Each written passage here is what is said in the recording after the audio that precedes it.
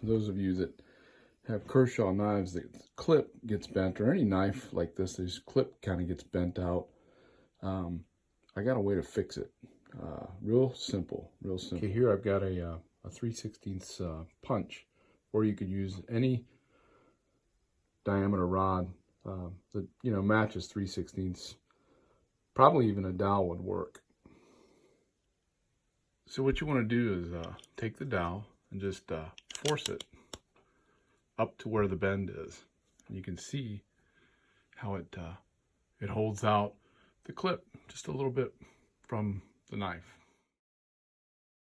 You want to place the knife in a vise, and I use these rubber jaws just so I don't damage the knife. But notice how this jaw here, the edge of it, is right in line, just forward of the dowel, and then just tighten the vise till the clip hits the grip, the side grip of the knife, real quick. Loosen it, pull the dowel out. That's what you got. A nice fit. You can see there's a little bit of damage there.